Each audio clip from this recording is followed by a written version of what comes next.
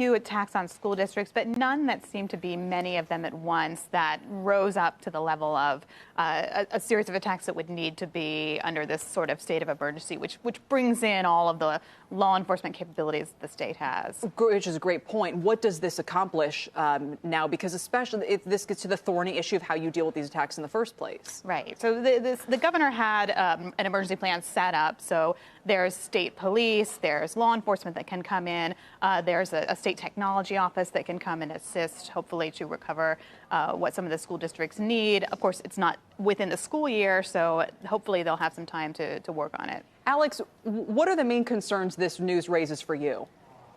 Well, it's tough, and you have all these school districts out here, and we've seen a number of them in our area as well, just in the past few months get hit as well. And it's oftentimes one or two people out there running the IT for these districts, and they're focused very heavily on the availability of the resources for the kids. I mean, everything's moving online, technology's filling everything. Right. And security hasn't always been a consideration, and I think we're finding out the result of that now. So are people doing this just looking for easy targets, and these are ransomware attacks, and they want to be paid in Bitcoin or U.S. dollars or what have you, and then they're moving on, Alex? Or are these people who are looking for the information to do something with it?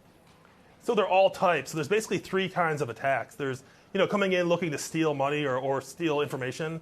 There's people that just do it kind of like for defacement. Sometimes schools are subject to that because younger people, might be angry at the school. And then the ransomware is a huge epidemic everywhere, not just in schools.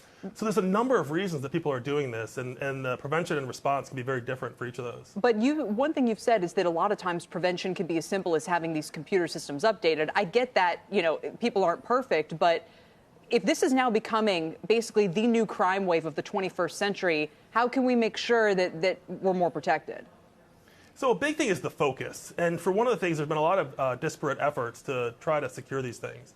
But there really hasn't been anything centralized.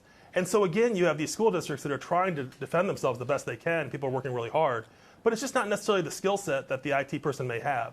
So really trying to find a way to centralize resources or provide resources to all these school districts or smaller municipalities and give them direction and tools to try to protect themselves is very important. And Kate, as you mentioned, you were just at a big FBI conference this week.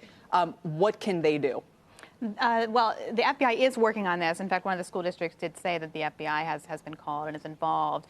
I think, to take it out a little bit, one of the things that we've heard cybersecurity pundits warn about for a long time is this issue of like a really big, scary cyber attack against our water system, our electrical grid. But what we're actually seeing is this sort of slow motion train wreck of all of these cities being taken offline, school districts, local services. And I don't mean to diminish it, but it's almost more like vandalism, where it's one thing to say we're going to have a Department of Homeland Security. It's another thing to make sure that every local police force is able to keep its streets clean, so to speak. And it's very difficult for the federal agencies to penetrate down that low to like a local school district.